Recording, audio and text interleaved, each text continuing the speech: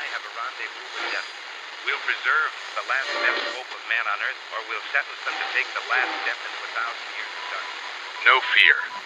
No political correctness. No wokeism. You're listening to Underground USA.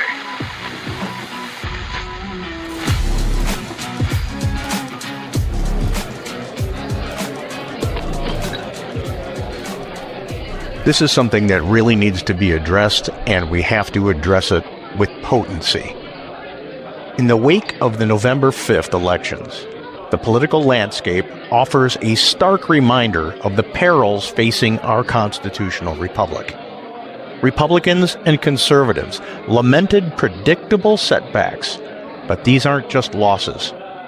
They're self-inflicted wounds born from a chaotic failure to seize and wield the power of narrative. As we barrel towards the 2026 midterms and the pivotal 2028 general election, it's time for a brutal reckoning. If we don't get exponentially better at capturing the message, owning the story, and relentlessly hammering our enemies into irrelevance, the Marxist-Progressive left will continue its insidious march towards domination. The Democrats, those enablers of radicalism, and their Marxist-Progressive overlords, now emboldened by their alliances with Islamo-fascist elements, thrive on chaos and deception. We must become the aggressors in the information war, or watch our nation dissolve into a socialist dystopia. Let's start with the obvious.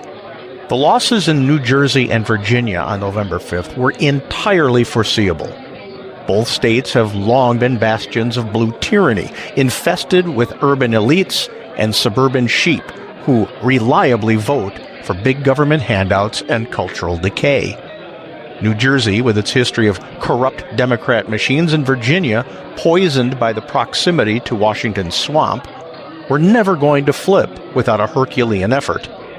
Yes, these defeats sting, not because they were surprises, but because they expose the complacency of the right.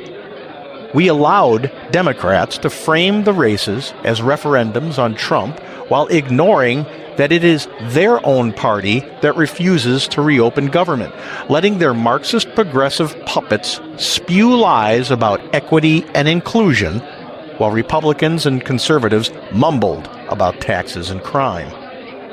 In Virginia, the left's gender ideology indoctrination in schools went tantamount to unchallenged in the narrative space, allowing them to portray conservatives as bigots.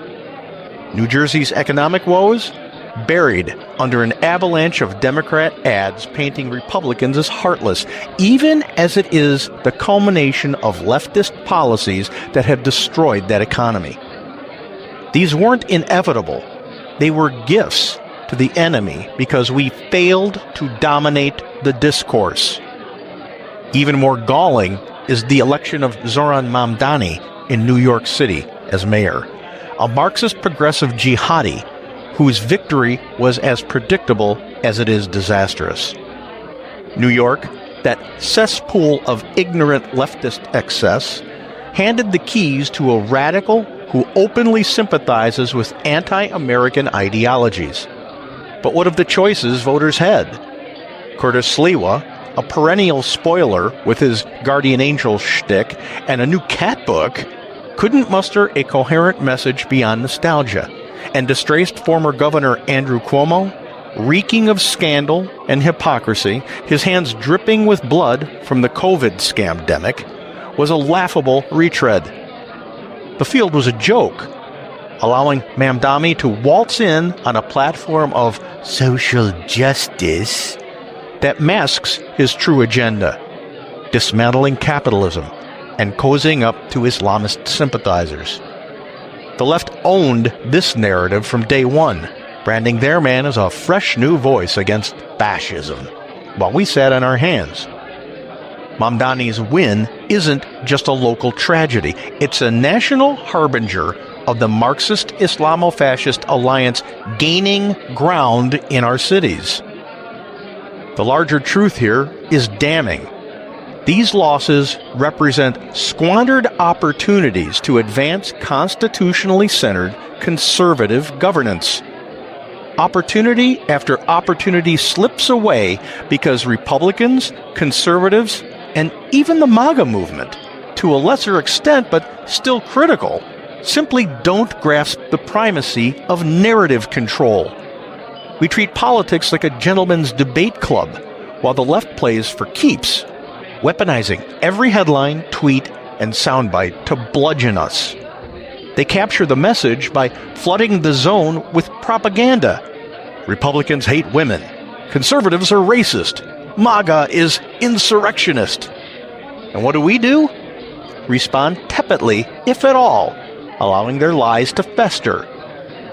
For a fleeting moment, I thought we had turned a corner when Illinois Governor J.B. Pritzker, that bloated symbol of platinum spoon-in-the-ass Democrat entitlement, complained that the Trump administration was beating Democrats to the microphones on the subject of immigration enforcement, capturing the narrative in the Chicago media. But that didn't last long. They regrouped and attacked again and again, as we often fail to do. The MAGA energy under Trump showed promise, raw, unapologetic. But even that often devolves into infighting rather than unified assault. We must become relentless. Own the narrative by defining terms first. Call out the Democrats' Marxist-Progressive wing for what it is, a cabal of power-hungry ideologues hell-bent on erasing borders, families, and freedoms.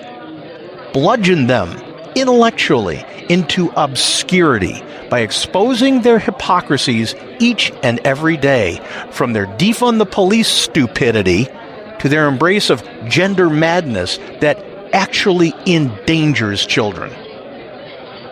To salvage our republic from the grand, ongoing march of Marxism and Islamofascism, our mastery of messaging is non-negotiable. The general public must be crystal clear on every issue.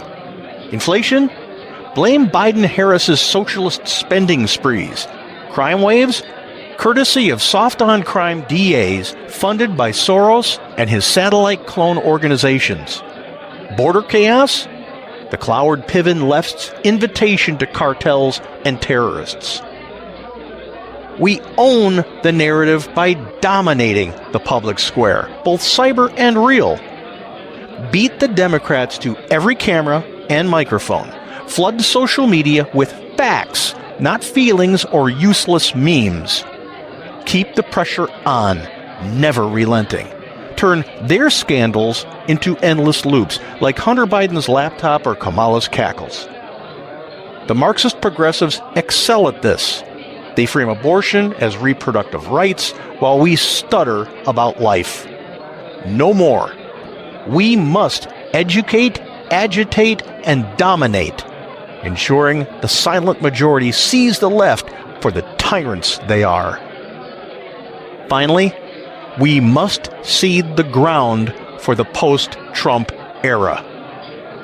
Trump's revolution ignited the fire, but this counter-revolution against Marxism and Islamofascism must endure eternally.